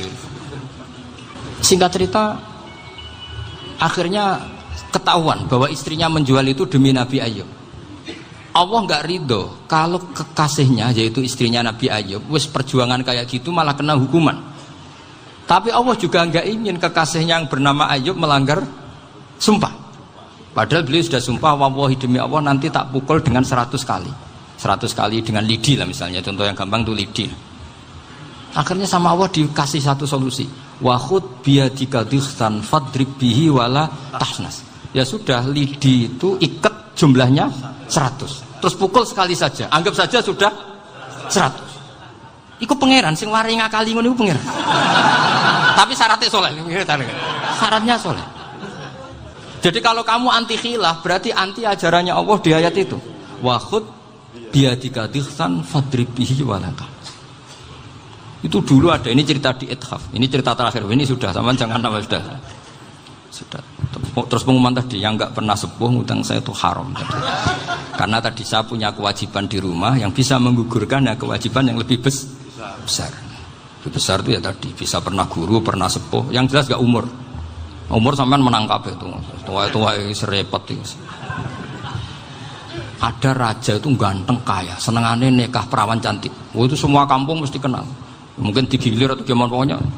Suatu saat ada pemuda suka sama perempuan yang di kampungnya, cantik sekali. Kemudian pemuda ini ternyata pekerja di kerajaan itu. Tiap hari ditanya, oh itu yang di kampung yang cantik siapa? Mau saya nikahin gini. Wah bahaya ini saingannya raja. Jadi yang dibidik pemuda tadi itu saingannya. Si raja ini orang yang namanya raja kan gengsinya tinggi. Kaifatang kihuha wa qad ra'aitu qad qabbalaha rajulun. Kok mbok nikah piye? Saya itu pernah melihat dicium lelaki. Wah, gak mau. Gak gelem kadung ditambung lan wa qad qabbalaha rajulun. Saya pernah melihat sendiri qabbalaha rajulun, dicium oleh lelaki. Wah, sudah gak minat raja langsung gak keren. Suatu saat pemuda tadi nikahi perempuan itu. Rajanya marah-marah. Kamu lelaki gak punya harga diri gini. Gak punya selera, gak punya harga diri, sudah pernah dicium orang kok tetap dinikah. Terus bilang ke raja, ta'rif manir rajul, lelaki itu siapa? Abuha. Kamu tahu lelaki itu siapa? Sopo? Abuha. Bapaknya. Saya kan hanya bilang rajulun. Pernah dicium lelaki. Lah pikirannya raja itu lelaki kue-kue ngene iki. Tapi butuhe canom mau raja ben gak sida itu aja tuh. Baru kayak digulirkan gitu, wakot kebalah rajulun. Wah nggak mau. Setelah itu suatu saat pegawainya tadi nikahi perempuan. Kamu nggak punya harga diri gini. Kamu tahu mandir rajul apa abuha? Wah nak ngono aku gak apa-apa. Lah monggo sakniki wis bojo kula. Ora trimo wis diambung wis macam-macam. Lah itu namanya khilah. Apa? Khilah. Kalau di balaghah disebut tauriyah atau apalah. Tapi saya tidak ngajari sampean seperti itu. Sudah pinter sebelum saja. Kayak wali songo, mulai dari bapak anak dawuh. Bapak itu sering guyon, wali ku keramat. Lah kok sakit pak? Wis mati ya keramat. Lah iya itu Sunan Bonang, sing mati nguripi sing urip. Sunan Bonang wis kapundhut. Iku wong parkir, wong dagangan urip kabeh. Barokah sing mati. Kowe jek urip wis ngel-ngelo wong. Nanti wali ora keramat piye? Wis mati ku jek nguripi wong. Wong ziarah kok ketua panitia ngambil selisih, Iku nguripi wong piro wong parkir. Jadi Sunan Bonang ora keramat. Wis mati, wis kapundhut iki cek. Nguripi sing urip. Kowe cek urip. Ya aja terus. Mulane wong ya kudu mikir. Di kula suwun sampean dilatih berpikir nubuah, berpikir napa? Kita ini lama sekali dididik kapitalistik. Jadi cara berpikir mendapat. Mestinya bangga itu kalau memberi al-yadul ulya khairun minal yadi sufla. Sekarang orang Ansor lama sekali bermental al-yadul ulya. Maka Nabi tidak ingin mental yang sudah luhur seperti ini hanya terkotori oleh di akhir Fathu Mekah. Mereka ingin dapat wedhus, dapat. Nabi tidak ingin, malah hati keibas wong Ansor. Mergo ora kepengin pangkate orang Ansor turun dari memberi menjadi menerima dan menaih toma. Orang Ansor karena orang-orang soleh menerima konsep Nabi seperti itu. Wong Khawarij sing ora nampa, ngono iku jare radil wong sing kangelan kok ora. Lah Nabi tidak di pikiran ngono berarti utek Khawarij.